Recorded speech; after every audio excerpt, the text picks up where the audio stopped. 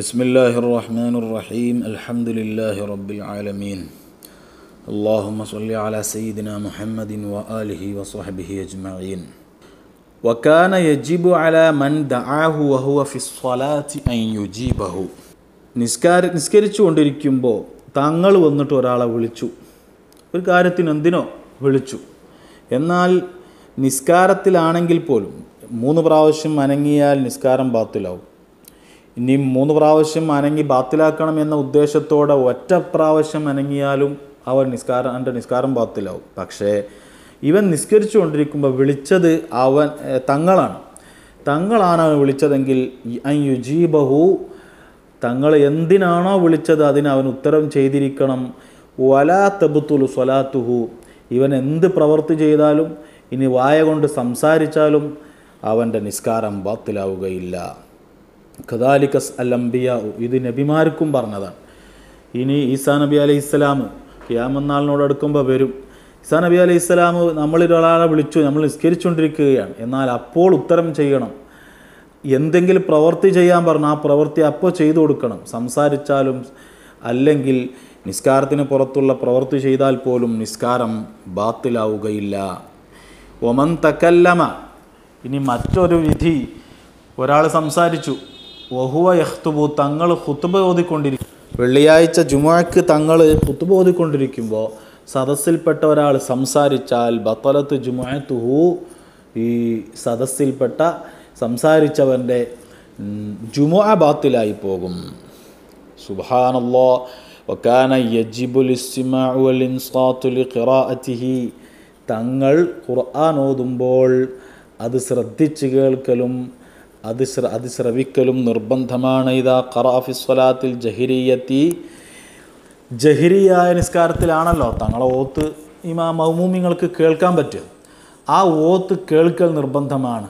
അവിടെ നമ്മൾ ഖുർആൻ ഓതാൻ പറ്റൂല, മഅ്മൂമിങ്ങൾക്ക് ഓത്തിൽ കൊണ്ട് ഷോലാൻ പറ്റൂല, അല്ലെങ്കിൽ വേറെ ഏതെങ്കിലും പണിക്ക് തിരിയാൻ പറ്റൂല, അല്ലെങ്കിൽ വേറെ സംസാരം പാടില്ല. തങ്ങളുടെ ഓത്ത് ശ്രദ്ധിച്ച് കേൾക്കൽ നിർബന്ധമാണ്. വഇൻദ നുസൂലിൽ വഹി, അല്ലെങ്കിൽ വഹി ഇറങ്ങിക്കൊണ്ടിരിക്കുമ്പോഴും അവിടെ ശ്രദ്ധിച്ച് സാഗൂതം വിനയത്തോടെ ഇരിക്കൽ അവിടെ സന്നിഹിതരായവർക്ക് നിർബന്ധമാണ്. വൽ കദിബു അലൈഹി കബീറത്തുൻ, തങ്ങളെക്കുറിച്ച് കളവ് പറഞ്ഞാൽ അത് വൻദോഷമാണ്. സബുൽ മൂബിക്കാത്താണ്. സബുൽ മൂബിക്കാത്ത് എന്ന് പറഞ്ഞാൽ വൻദോഷമാണ് ഉദ്ദേശം. അപ്പോൾ തങ്ങൾക്കെതിരെ ഒരാൾ ഖാല റസൂലുള്ളാഹി എന്ന് പറയണമെങ്കിൽ അത് വേണം, ഹദീസിൽ കാണണം. അല്ലെങ്കിൽ നബി തങ്ങൾ അങ്ങനെ പറഞ്ഞിട്ടില്ല എന്ന് നിഷേധിക്കണമെങ്കിലും പറഞ്ഞിട്ടില്ല എന്ന് ഉറപ്പ് വേണം. ഒരു കാര്യം ഒരാൾ പറഞ്ഞത് നമ്മൾ പറഞ്ഞിട്ടില്ല എന്ന് പറഞ്ഞാൽ അതും കളവാണല്ലോ, അല്ലെങ്കിൽ പറയാത്തത് പറഞ്ഞു എന്ന് പറഞ്ഞാലും കളവാണല്ലോ. രണ്ടിനും ഉറപ്പ് വേണം. ഖാല റസൂലുള്ളാഹി എന്ന് പറയണമെങ്കിലും ഉറപ്പ് വേണം, ഇനി പറഞ്ഞിട്ടില്ല എന്ന് പറയണമെങ്കിലും ഉറപ്പ് വേണം. അല്ലെങ്കിൽ അത് കബീറത്താണ്, വൻദോഷമാണ്. ലൈസക്കൽ കദിബി അലാ ഗൈരിഹി, മറ്റുള്ളവരെക്കുറിച്ച് കളവ് പറയും പോലെയല്ല തങ്ങളെക്കുറിച്ച് കളവ് പറയുന്നത്. റിദ്ദത്തുൻ, അത് മുർത്തദ്ദായി പോകും എന്ന് ജുവൈനി ഇമാം പറഞ്ഞിട്ടുണ്ട്. ഒമൻ കദബ അലൈഹി, ഒരാൾ കളവ്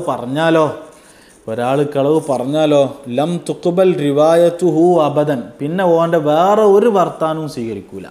തങ്ങൾക്കെതിരെ ഓൻ കളവ് പറഞ്ഞോ, പിന്നെ ഓൻ്റെ വേറെ ഒന്നും സ്വീകരിക്കേണ്ട. കാരണം തങ്ങൾക്കെതിരെ അവൻ കളവ് പറയുമെങ്കിൽ പിന്നെ ആർക്കെതിരെയാണ്, എന്ത് കളവാണ് അവൻ പറഞ്ഞുകൂടാത്തത്?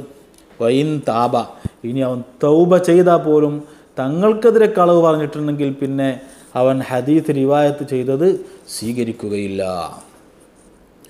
വയഹ്റുമു തഖദ്ദുമു ബൈന യദൈഹി, തങ്ങളുടെ മുന്നിൽ തങ്ങളെക്കാൾ മുൻകടക്കാൻ പാടില്ല. ഒരു വിഷയത്തിൽ തങ്ങളുടെ മുന്നിലാണെങ്കിൽ തങ്ങളെക്കാൾ മുൻകടക്കാൻ പാടില്ല. വറഫ്ഉ സൗതി ഫൗക സൗതിഹി, തങ്ങളുടെ ശബ്ദത്തിനേക്കാൾ കൂടുതൽ ശബ്ദമുയർത്താൻ പാടില്ല. അങ്ങനെ ഒരു സ്വഹാബി ഉണ്ടായിരുന്നു. ആ സ്വഹാബിക്ക് ഭയങ്കര ശബ്ദം. ഖുർആനിലൊരു ആയത്ത് ഇറങ്ങി, ലാ തർഫഉ അസ്വാതക്കും ഫൗക സൗത്തിൻ നബിയ്യി, നിങ്ങളുടെ ശബ്ദം തങ്ങളുടെ ശബ്ദത്തെക്കാൾ ഇതിനേക്കാൾ കൂടുതൽ ഉയർത്താൻ പാടില്ല എന്നൊരു ആയത്ത് ഖുർആനിലുണ്ട്, സൂറത്തുൽ ഹുജറാത്തിൽ. ആ ആയത്തിറങ്ങിയപ്പോൾ ഈ സ്വഹാബി പേടിച്ചു പോയി. കാരണം അയാളുടെ ശബ്ദം ഭയങ്കര ഉച്ചത്തിലുള്ള ശബ്ദമാണ്. അപ്പോൾ ഇത് പ്രകാരം ഇനി മുതൽ അള്ളാഹുവിൻ്റെ നിർദ്ദേശം എന്താ, തങ്ങളുടേതിനേക്കാൾ കൂടുതൽ നമ്മളുടേത് ഉയർത്തരുത് എന്നാണല്ലോ ശബ്ദം. അപ്പോൾ ഈ സ്വഹാബി പേടിച്ചു, പിന്നെ പള്ളിയിലേക്ക് പോകാതായി. എൻ്റെ ശബ്ദം ഉയർന്നു പോയാൽ അള്ളാഹിൻ്റെ കൽപ്പന ധിക്കരിച്ചവനാണ് ഞാൻ എന്ന് പേടിച്ചിട്ട് പിന്നെ ആ സ്വഹാബി പള്ളിയിലേക്ക് തീരെ ജമാഅത്തിന് പോകാതായി. അപ്പം 3 ദിവസം കഴിഞ്ഞിട്ടും വരാതായപ്പോൾ തങ്ങൾ ഒരാളെ വിട്ടു, നബി തങ്ങൾ ഒരു സ്വഹാബിനെ വിട്ടു, എന്താണ് ജമാഅത്തിന് വരാത്തത് എന്ന് ചോദിക്കാൻ പറഞ്ഞു. അപ്പോൾ ആ സ്വഹാബി പറഞ്ഞു, ഖുർആനിൽ അള്ളാഹു പറഞ്ഞത് നബി തങ്ങളുടെ ശബ്ദത്തേക്കാൾ കൂടുതൽ ശബ്ദം ഉയർത്തരുത് എന്നല്ലേ. എൻ്റെ ശബ്ദമാണെങ്കിലോ ഒരു മൈക്കിൽ സംസാരിക്കും പോലെയാണ് എൻ്റെ ശബ്ദം, ഭയങ്കര ശബ്ദം. അപ്പോൾ അത് പ്രകാരം ഞാൻ കൽപ്പന ധിക്കരിച്ചാൽ കാഫിറായി പോകുമെന്ന് പേടിച്ചിട്ടാണ് ഞാൻ വരാത്തത്. അപ്പോൾ ആ സ്വഹാബി പറയാം. അപ്പോൾ വന്ന സ്വഹാബി കാര്യം പറഞ്ഞു തങ്ങളോട്, ഇതുകൊണ്ടാണ് അദ്ദേഹം ജമാഅത്തിന് വരാത്തത്. അപ്പോൾ തങ്ങൾ പറഞ്ഞ്, ഈ നിർദ്ദേശത്തിൽ നീ ഉൾപ്പെടൂല എന്ന് വെച്ചാൽ നിൻ്റെ സ്വാഭാവികമായ ശബ്ദമാണ്, സ്വാഭാവികമായ ശബ്ദം സ്വാഭാവികമായ സംസാരത്തിൽ ഉയർത്തരുത് എന്നല്ല പറഞ്ഞത്. നമ്മൾ മനഃപൂർവ്വം ശബ്ദം ഉച്ചത്തിൽ ഉയർത്തി സംസാരിക്കുമല്ലോ, അത് പാടില്ല എന്നാണ് പറഞ്ഞത്. അതുകൊണ്ട് ഈ നിർദ്ദേശത്തിൽ നീ ഉൾപ്പെടൂല, അതുകൊണ്ട് നീ പേടിക്കേണ്ടയില്ല എന്ന് തങ്ങൾ അയാൾക്ക് വിട്ടുവീഴ്ച ചെയ്തു കൊടുത്തു എന്നാണ്. വനിദാഉഹു വൽ ജഹ്റു ലഹു ബിൽ ഖൗലി, തങ്ങളോട് സംസാരിക്കുമ്പോൾ ശബ്ദം ഉയർത്താൻ പാടില്ല, തങ്ങളുടെ ശബ്ദത്തേക്കാൾ കൂടുതൽ ഉച്ചത്തിലും പാടില്ല, തങ്ങളോട് സംസാരിക്കുമ്പോൾ ശബ്ദം ഉയർത്തി സംസാരിക്കാൻ പാടില്ല. വനിദാഉഹു മിൻ വറാഇൽ ഹുജുറാത്തി, തങ്ങളെ മറക്ക് പിന്നിൽ നിന്ന് വിളിക്കാൻ പാടില്ല. ഒരു മറയുടെ അല്ലെങ്കിൽ ഒരു ബോർഡിൻ്റെ അല്ലെങ്കിൽ ഒരു ചുമരിൻ്റെ അപ്പുറത്തുനിന്ന് വിളിക്കാൻ പറ്റില്ല, നേരിട്ട് എന്ന് വിളിക്കണം. വസിയാഹു ബിഹി മിൻ ബഈദിൻ, ദൂരത്തുനിന്ന് നമ്മളൊക്കെ സുഹൃത്തുക്കളെ കാണുമ്പോൾ ദൂരത്തുനിന്ന് ഉറക്കെ വിളിക്കണം, അതും പാടില്ല. തങ്ങളുടെ സമീപത്ത് ചെന്ന് വിനയത്തോടെ ശബ്ദം താഴ്ത്തിയിട്ട് മാത്രമേ വിളിക്കാൻ പാടുള്ളൂ. വഅൻ യുഖാല ഫീഹി അബൂന, അബൂന എന്ന് തങ്ങളെക്കുറിച്ച് പറയാൻ പാടില്ല, നമ്മുടെ പിതാവ് എന്ന് തങ്ങളെക്കുറിച്ച് പറയാൻ പാടില്ല, അബൂന. അപ്പോൾ നമ്മൾ അൻത ഉമ്മുൻ അം അബുൻ എന്ന് പറയുന്നുണ്ടല്ലോ മൗലിദ് ചൊല്ലുമ്പോൾ, അൻത ഉമ്മുൻ അം അബുൻ, നിങ്ങൾ ഞങ്ങളുടെ ഉമ്മയും ആണ് അല്ലെങ്കിൽ ബാപ്പയാണ് അല്ലെങ്കിൽ അവരെക്കാൾ കൂടുതൽ ഞങ്ങൾക്ക് വേണ്ടപ്പെട്ടവരാണ് എന്ന് പറയുന്നത് ആലങ്കാരിക പ്രയോഗമാണ്. പരിശുദ്ധ ഖുർആനിൽ അള്ളാഹു പറഞ്ഞ അന്നബിയു ഔലാ ബിൽ മുഅ്മിനീന മിൻ അൻഫുസിഹിം വഅസ്വാജുഹു ഉമ്മഹാത്തുഹും എന്നതിൻ്റെ മറ്റൊരു വിവക്ഷയാണ്, ഒരു ആലങ്കാരിക പ്രയോഗമാണത്.